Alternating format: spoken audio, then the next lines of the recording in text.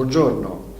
il tema di oggi riguarda l'intervento che partirà dal prossimo mese di marzo e che riguarda il rifacimento di via Mezzaterra. Si tratta di lavori che sono attesi da tutta la città, che avevamo promesso nella campagna elettorale e che daranno nuova linfa vitale al nostro centro storico. Insieme all'auditorium, i cui lavori programmati partiranno per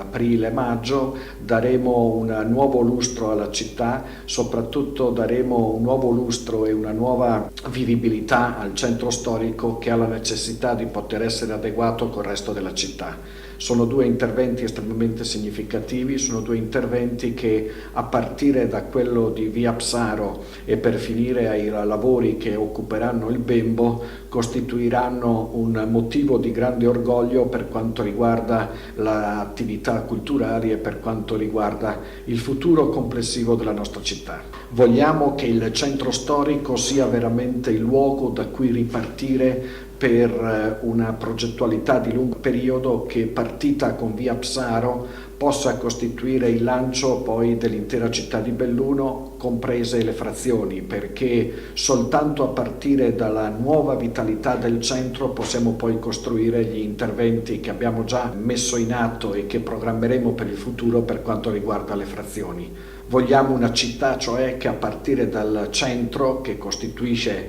il fulcro basilare dello sviluppo complessivo, possa dirsi una città sempre più vivibile, sempre più moderna, sempre più adeguata alle esigenze dei cittadini.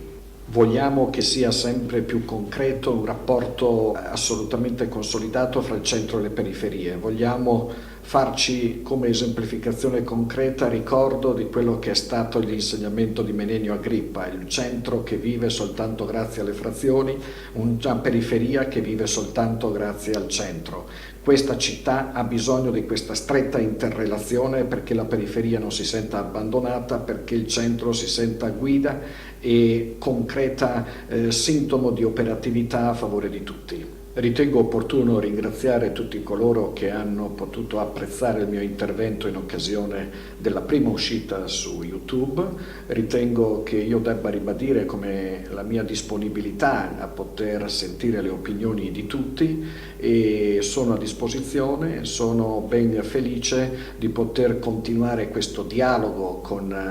gli ascoltatori che mi vorranno ancora apprezzare e ci risentiamo alla prossima puntata.